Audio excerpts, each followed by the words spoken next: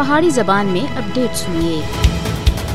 کسے بھی ریاست دی یہ بنیادی ذمہ داری ہے کہ وہ اکثریت دے نال نال اقلیتاں دے حقوق دی پاسداری کرے، انہاں دی جان، مال، عزت و آبرو اور دین کو تحفظ فراہم کرے۔ اگر کوئی متشدد گروہ اس حوالے نال اقلیتاں کو تنگ کردا ہے تو اس دے خلاف قانون و آئین دے مطابق سخت کارروائی عمل وچ آنی جلے۔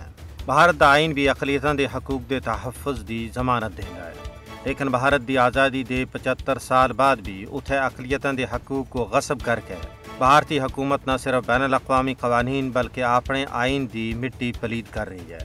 بھارت وچ اقلیتاں دی جان، مال، عزت و آبرو اور دین غیر محفوظ ہے۔ مودی دے ہندوستان وچ نہ صرف مسلمان بلکہ دوئی اقلیتاں عیسائی، سکھاں، دلتاں اور بودھاں دے نال دوئے درجے دے شہریاں والا سلوک کیتا جاندا ہے۔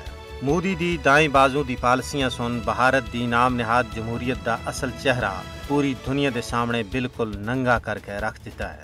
مودی دا ہندوتوا اتے مبنی ایجنڈا دنیا دے او نام نہاد جمہوریت ہے جس وچ اختلاف رائے دی ذرا برابر گنجائش نہیں ہے۔ مودی اور انہاں دے ہواری ہندوستان کو ایک ہندو راشٹریہ بنانا واسطے اڈی چوٹی دا زور لا رہے۔ مودی اور شاہ دی جوڑی نازی ازم دے عروج دے دناں دی ہٹلر اور ہملر تھیں ذرا برابر بھی مختلف نہیں ہے۔ مودی دی زیر قیادت بھارت دے جمہوریہ ہونا دے دعوے مقبوضہ ریاست جموں کشمیر وچ بے نقاب ہو چکے ہیں۔